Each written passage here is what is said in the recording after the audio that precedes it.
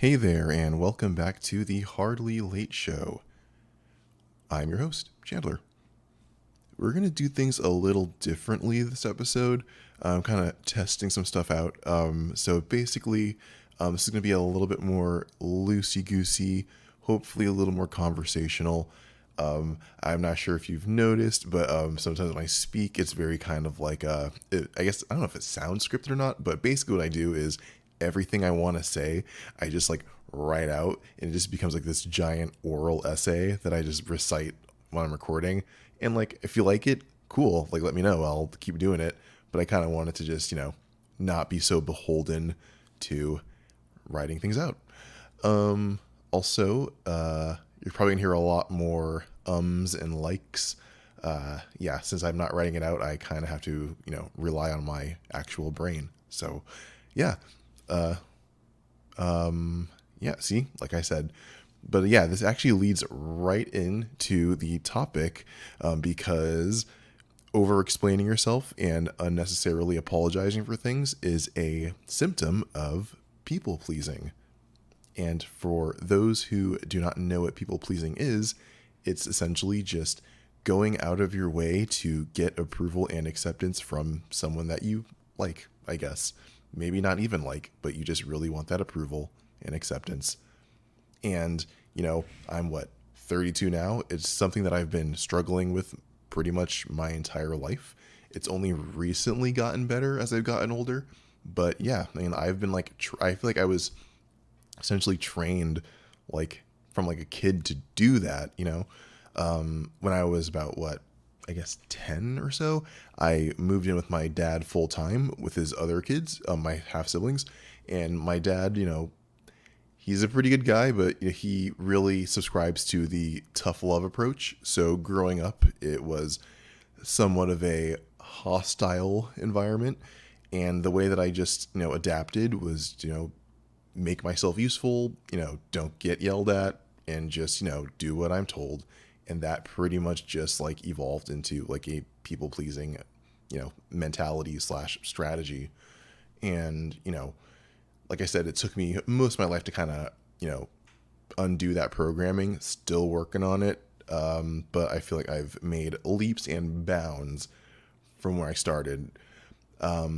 So yeah, I would say like for me, the worst part, I guess like the downsides for people pleasing for my life have pretty much been like poor boundaries and like, having a hard time saying no, which is, I'm sure, pretty typical for most people who deal with it.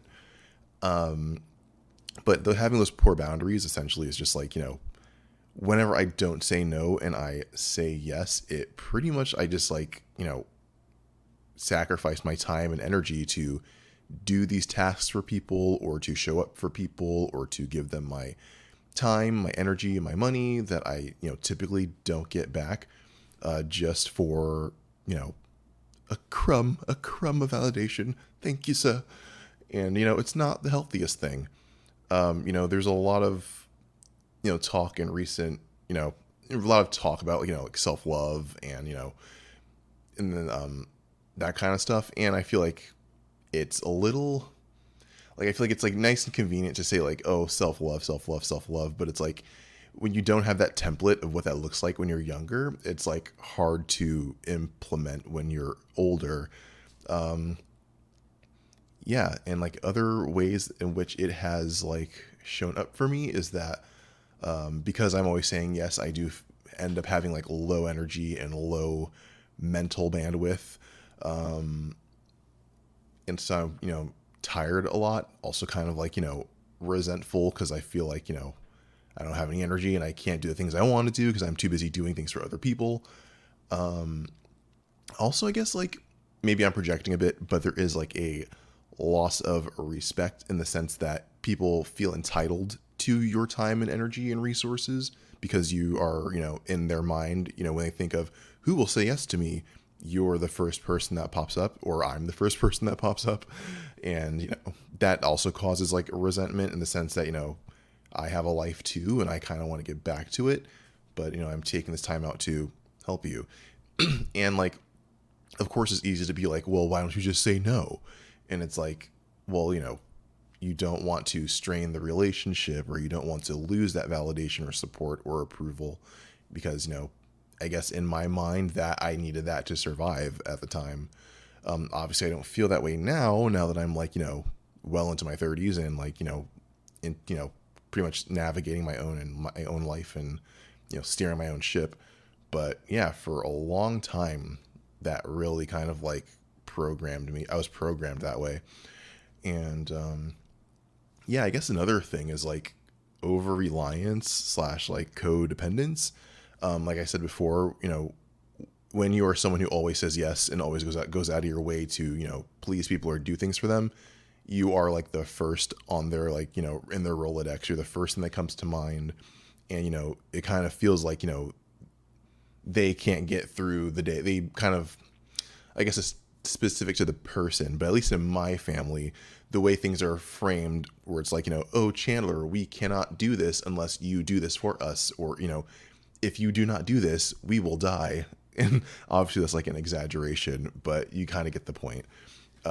So yeah, that's just something that I guess I'm trying to, work on, especially with my family. It's very hard. I'm sure many of you know, or you should probably know, that like it's hard to say no to your family, and it's hard to have boundaries with your family, because, they've known you your whole life. You've known them your whole life. They're kind of, in some cases, your whole world. So, you don't want to disappoint those people, yeah. So in addition to like my childhood and experiences with people pleasing, and kind of like, I guess I kind of gained like a reputation of being kind of like the family, like, go-to person, errand runner, which still kind of manifests like as an adult, where like I will get random calls from family members to like, can you look up this for me, or can you like, perform this task for me, or can you research this, or, and it's a lot of like, and I have to kind of like, as an adult, be like, I can't do this for you right now, or, here's how you can do it. And it's hard. Another era of my life where people pleasing kind of like popped up was when I was in college. This is like the first time that I'm like, out of my home state, and I'm meeting all these new random people, and I'm just kind of like, back to square one, and like trying to adapt and learn how to survive. So of course I just, go back to my original people pleasing programming. So that kind of manifests as, doing anything to make friends, never saying no to an invitation, trying to be nice to everyone, even when, they may not even like me. And I think that was like really challenging, because I kind of ended up having a lot of, I guess, surface level friendships, as opposed to like really, really deep ones.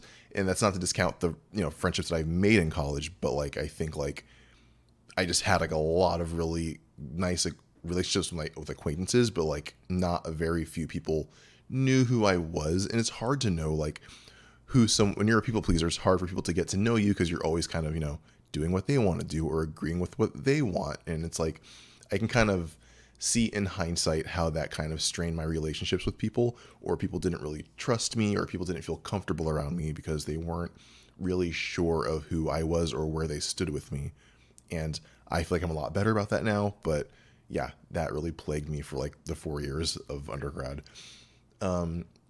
Also, like I said, I never said no to an invitation, so that meant that I kind of fell into a lot of like clubs and school organizations, where like I'm like just doing all these like tasks and events that I really don't want to be a part of, but I'm in there, I'm committed, I'm here to win. So yeah, I kind of overextended myself in that way, and that caused a lot of like resentment, because I just felt like my time was never my own, and I just like was always had to like be somewhere or do something, and I just kind of felt really burned out by senior year. Also, like, there's the feeling of isolation, because you have all these surface level friendships, but like very few deep ones. So if those deep friendships aren't available because they're busy, or they're with their other friends, you just feel kind of alone a lot. Yeah, so that was college. And then I guess like eventually, I guess the start of me learning to deprogram and, kind of stand up for myself a bit more was when I started dating, because I guess in my weird mental logic that I didn't really know at the time is like, this is the people that I'm dating are, a population of people that I'm not obligated to because like they're not my family. And like, they're not a part of a group like in college where I want them all to like me and accept me. So it's like, it's a little more fair game slash, open season. So it's a lot easier to have boundaries with strangers, I guess. But the great thing about dating is that it showed me, what I didn't want, the dynamics I didn't enjoy, in terms of like, boundaries, setting boundaries in terms of like communications, like, if someone was like texting me like every day or like every like really frequently more than I was comfortable with, I, had the courage to be like, hey, not into this, please stop texting me so much. And, that was like, just a baby step for me, but it like opened up so much more in terms of like being more vocal about my needs and my boundaries, and also letting people know what those boundaries are. Yeah, so basically dating showed me what I didn't want and helped me narrow down my actual needs. And, when you're a people pleaser, it's really hard to know what your own needs are sometimes, because you're always prioritizing other people's needs, or you're always like casting out like your mental net to sort of like feel what other people's needs are and anticipate them so you can meet them. And that's not really healthy either. But it's all I knew for a while. Yeah. So, I guess another time when I started like, stopped people pleasing is like when my family, now that I'm like, well into adulthood, they started coming up with like more like bigger demands or bigger requests or like, bigger expectations that I did not feel that I had the obligation to, especially now that I'm an adult and, they're all adults and they're responsible for their own lives. So it became a lot easier to just sort of say no to them, even though it's always hard to say no to your family. But, I have like the, I can, tell them like, hey, you're a grown up, like you have to do this. And that I could not do that when I was a kid, obviously. So that was very empowering. I know I mentioned like in the earlier episodes that I bought a house to help my dad. That wasn't the first time I was, going to buy a house. Like few years prior, my dad like really, really, really wanted me to get a house.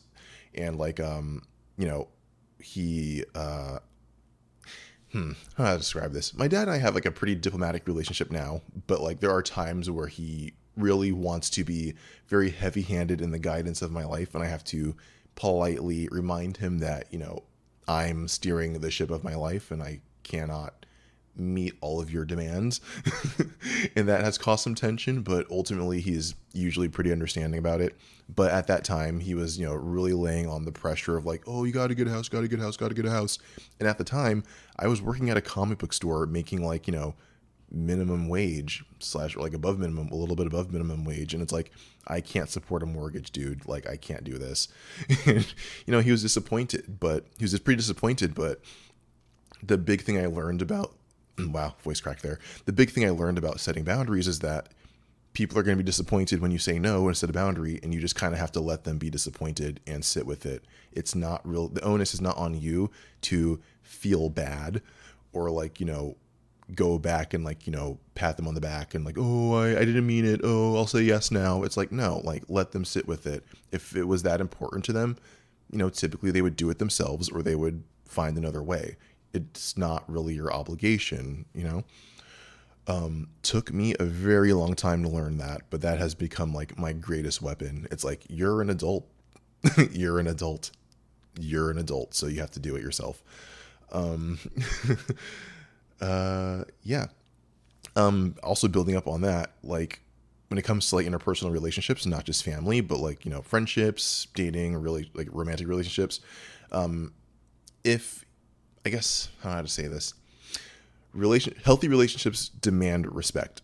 And if you set a boundary and someone, gets really upset about it, or like, your relationship is in jeopardy because you said no, please understand that that may not have been the strongest relationship, and maybe you need to reconsider that relationship, just because, like I said, a healthy relationship demands respect, and a boundary is there to protect yourself, and they need, the other person needs to respect that boundary, even if it's inconvenient for them. The other thing is like prioritizing your needs. Like I said, it's very hard to prioritize your needs when you are programmed to anticipate others. But like I like to remind myself sometimes is like it's not selfish to prioritize your needs, because I can't help anyone if I'm dead or suffering. So that's usually always like the light at the end of the tunnel for me, where it's like, wait, no, it's okay to say no right now because I really need to prioritize my own things. And I've done that many times in my life. I feel like the biggest, or like the most times where I feel like the biggest changes in my life was when, there was like this big expectation for me to go a certain way or to do a certain thing or to, take on a burden that wasn't my own. And then I, kind of stood up for myself and said, no, I'm going to do this my way. I'm going to pursue this. I'm going to go this direction. And, I just had to kind of let them be upset or disappointed and just kind of, go my way. And I encourage you to think of that. Obviously, everyone's situation is different. I had the privilege of, being very independent, even though I, was a people pleaser. I, was always very independent minded. So, no one really told me I had to go to college. I really kind of went there to do that because I really wanted to be independent. And then, got my own jobs, got my own internships, got my own apartments, and I was able to sort of have that physical separation from my family. So I didn't really feel their influence as much. So that really also helped me sort of develop boundaries and develop, and sort of, deprogram my deep people pleasing. I'm sure if I was like living at home my entire life, I probably would still be very much a people pleaser. So I'm very grateful that I had that option. Wow, voice is still cracking. Very grateful that I had that option. So yeah, I guess I really wanted to talk about people pleasing, mostly because it ties back into sort of my ongoing war on perfectionism. And I brought up, I believe in episode 2, perfectionism is not your friend. Please listen. That perfectionism is a subconscious attempt, I guess, mostly subconscious attempt to control the outcomes of a situation. And I feel like people pleasing sort of like feeds into that, in the sense that you want to control how people perceive you and you want them to like you. And, even though you may have good intentions or you don't feel like you're manipulating people, it does, if you kind of take a step back and look at it, the intention is to control how people see you and respond to you, and to source that approval or validation as opposed to generating it yourself. So yeah, no bueno. Do not people please. I mean, naturally, people, it's natural to want to be liked. It's natural to want to be accepted. It's natural to want approval. But when it sort of like veers into like, I'm not living an authentic life because I'm too busy, like, transforming myself and contorting myself to meet the needs and expectations of others, that's when it gets unhealthy. So yeah, if anyone's listening and like you struggle with people pleasing, I hope anything that I said previously was helpful. Yeah. I think this is like the longest episode I've ever done, but I think half of the episode is like ums and likes and weird speech stuff. But hey, so glad that you stuck around and listened. As always, you can reach me at hardlylateshow@gmail.com. If you want the previous oral essay like dictation style, let me know, or I can keep it, loosey-goosey. But of course, feel free to reach out anytime. No pressure, no rush. It's always a good time. You're hardly late. Bye for now.